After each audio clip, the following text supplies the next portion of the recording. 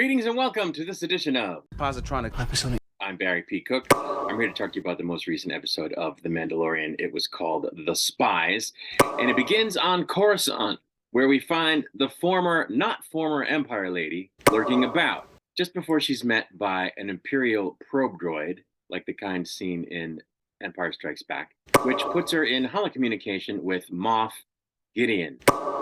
And apparently, he was in league with the pirates from a couple of episodes ago, and she has to explain to him that the Mandalorians helped Karga fend off those pirates. Gideon is also apparently in league with the Neo Empire, that's what I'm calling it, which is struggling to regain its position of power while simultaneously not letting on that it's as organized as it is, which is a tricky balance. Toward that end, he attends a meeting via hologram with a number of Imperial officers, which he calls a Shadow Council, one of whom, named Captain Pelion, mentions the imminent return of Admiral Thrawn and a Commandant Hux, who is operating a program called Necromancer.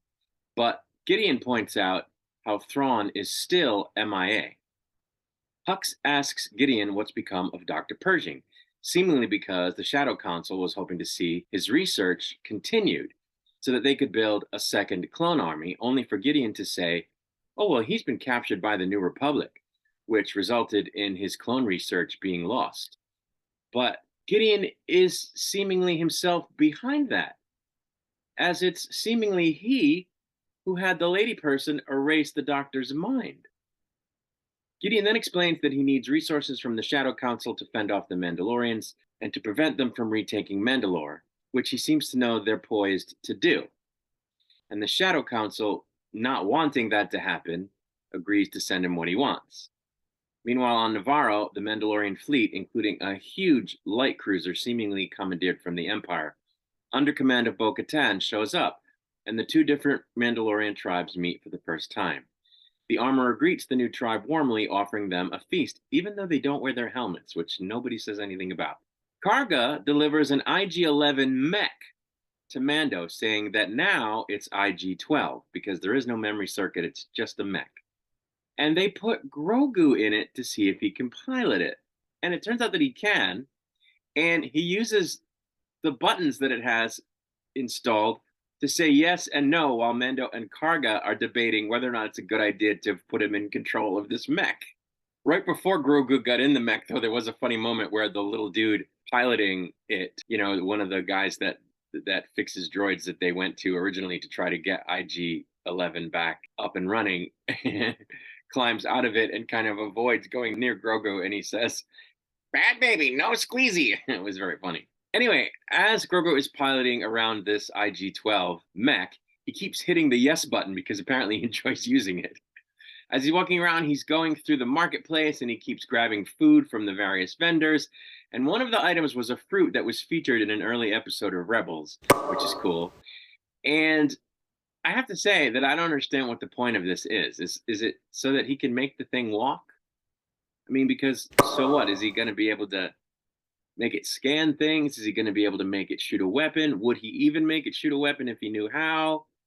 If not, what's the big advantage of him being able to walk around in the thing? I don't understand the point of it. Anyway, Bo-Katan addresses the Mandalorians, explaining that while their planet isn't cursed, retaking the planet won't be easy because dormant species have reemerged, and they can't scan the surface from atmosphere because of magnetic interference, which necessitates that she take a small contingent to a lower atmosphere to scan before sending the entire fleet.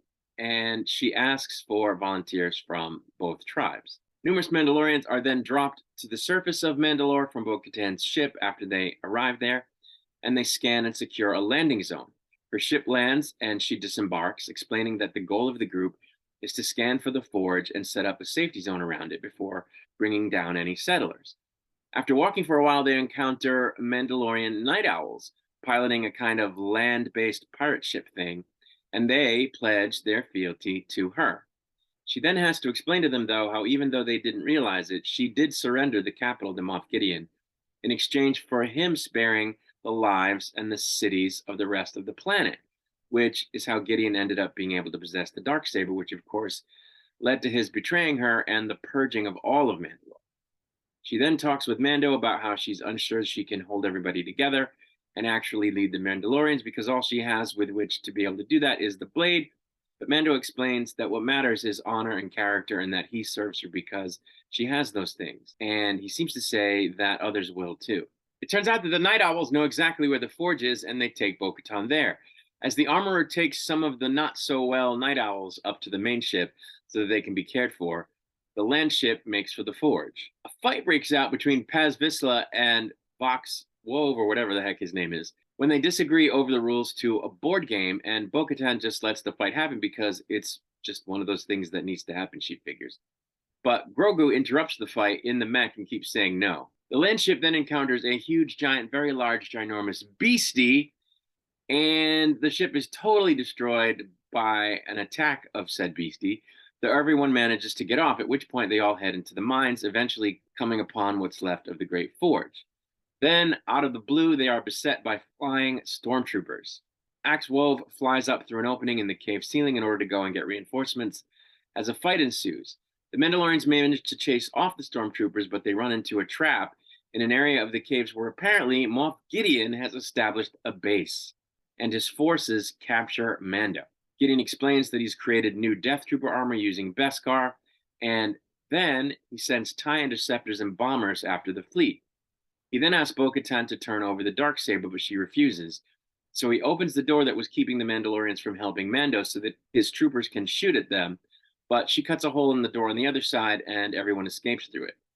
That is, except for Paz Vizsla, who takes a bunch of stormtroopers on himself so that the others can get away. And even though he managed to defeat them, he's then attacked by a new version of Imperial guards who seem to kill him. And that's pretty much where the episode ended.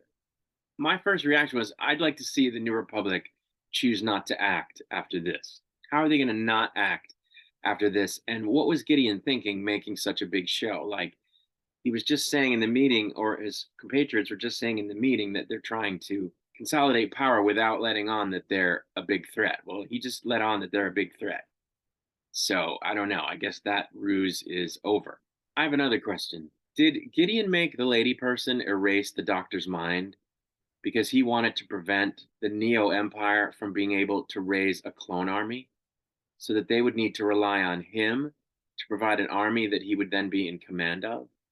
Because that's what it looks like happens. Because he says in the meeting to one of the guys, "Oh, you're the one who wanted to raise a clone army, but oh well, too bad that research is lost." Yeah, because you got rid of it. So that's how it looks to me. Like, he doesn't want them to have any other option but to go through him for some kind of military, which is very shrewd and calculated and scary.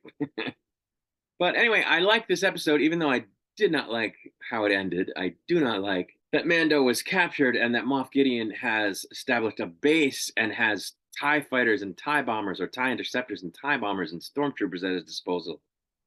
And that the Empire seems to be resurging. I don't like that. I don't like that the Mandalorians weren't able to retake Mandalore. It's all very bad. The interesting thing, though, is that I think this episode demonstrates that, what's happening over at Disney with the films and the series, especially in light of stuff that came out at Star Wars Celebration, is that if it wasn't clear already, they're very much building a connected universe that, to me, resembles what Marvel was doing or has been doing. And, it kind of explains why, for example, they do things like take entire episodes of The Mandalorian to focus on things that have nothing to do with Din Djarin or the Mandalorians, and instead focused on the lady guy and Dr. Pershing, because they're trying to set up this connected universe where things that happen in these episodes have implications outside of this one series. Now, not everything fits in with this plan. Obviously, the Obi-Wan Kenobi show doesn't fit in with that plan.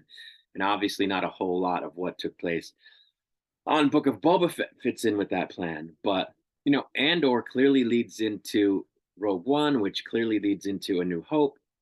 And Rebels, which I've finally started watching, obviously has implications for not only this show because of the mention of Thrawn, but obviously Ahsoka, which is going to feature Thrawn heavily. So I don't, I guess, have a lot of patience for people who complain that whatever current show happens to be on is partly being used to show things that have nothing to do with that specific series, but rather the larger story. Because what we want in the end is the best Star Wars universe that can be built, and I think that's what they're doing. They're interconnecting some of these shows and using whatever show is currently on to partly further that overall universe. And I think, to world build. And I think that that's really good. In fact, just yesterday, I was watching one of the early episodes of Rebels, and I forget the character's name, but the sort of main ISB bad guy talks to some of his compatriots about how, they're noticing little patterns and little crimes that are taking place here and there that, while they might seem to be unrelated, are actually connected, and that, maybe there is some sort of rebellion forming. And that ties directly back to Andor, because early on, the ISB Imperial lady person was trying to show her boss, the older guy, and the other like ISB people that, look, there's stuff going on over here and stuff going on over there, but it's not random, it's not disconnected. They are connected. There's an alliance forming between the people. There's a rebellion forming. We ought to be connecting this stuff. And this idea that that couldn't happen because we're too powerful, and that, it's just paranoia if someone sees a pattern, is really a dangerous way of thinking, and we need to wake up. And finally they do.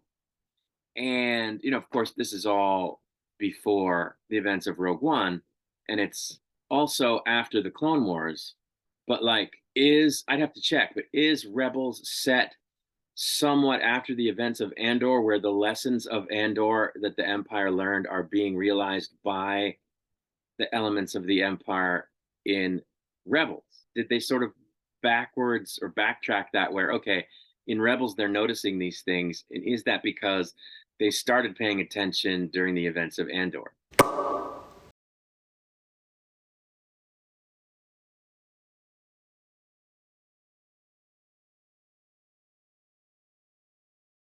You know what I'm saying? So it's like, people thought Andor was boring and that it was inconsequential, but no, if you pay attention to the wider universe, there are themes that repeat. And, even though Rebels, of course, predates Andor, it's all there. They're building this bigger universe, they're connecting the dots. And yeah, sometimes that means they're going to take up a large portion of an episode of The Mandalorian with stuff that doesn't have to do with The Mandalorian. But it's all good. It all comes out in the wash, and it's all to build the larger Star Wars universe. So you should just enjoy it. But that's really all I have to say. I'm going to get out of here. I'll be back to review the final episode of the season once it's released. Until I return, I wish you peace and long life.